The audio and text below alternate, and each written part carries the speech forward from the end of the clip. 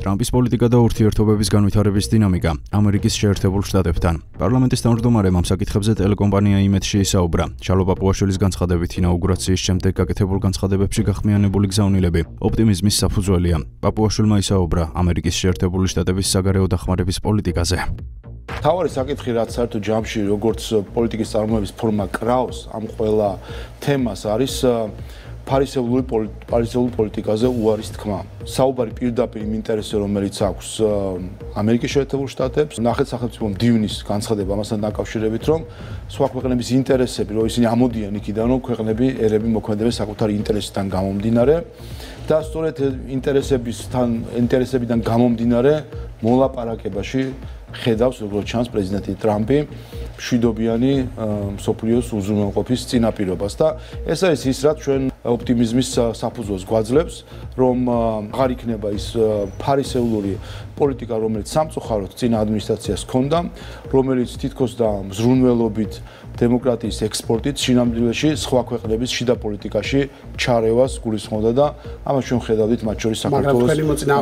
გადაწყვეტილებებს ხედავთ რომ იღებს პრეზიდენტი ტრამპი და ის მხარდაჭერა რომელიც მას აქვს ამერიკელი ხალხის მხრიდან არის ის მთავარი ძალა რომელიც მას ზურგს უმაგრებს ნიშანდობლივია რომ პრეზიდენტ ტრამპის განკარგულებაში ასე მკაფიოდ არის და ასე კრიტიკულად არის შეფასებული თავად ამერიკის შეერთებული შტატების საგარეო დახმარების პოლიტიკა რომელიც აქამდე არსებობდა და თქვენ სწორედ აღნიშნეთ ხაზი იყო გასმული იმაზე რომ ჰარმონიულ განვითარებას ქვეყნებს შორის ურთიერთობას ხელსაც კი უშლიდა ის მიდგომა რომელიც ამერიკის შეერთებული შტატების წინა ადმინისტრაციას ჰქონდა საგარეო დახმარების მხრივ სახელმძღვანელოებიდან გადმოწერილი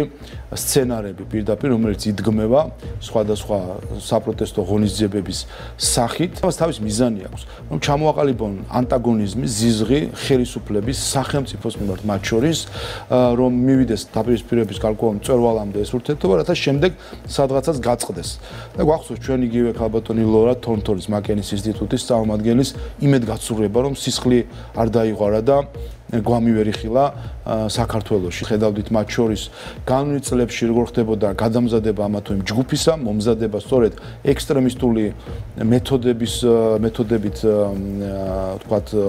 სახელმწიფოს თუ ხელისუფლების წინააღმდეგ წასვლისა და ამას ხედავთ მათ შორის ბოლო გარკვეული ხანია ამის პრაქტიკულ რეალიზებას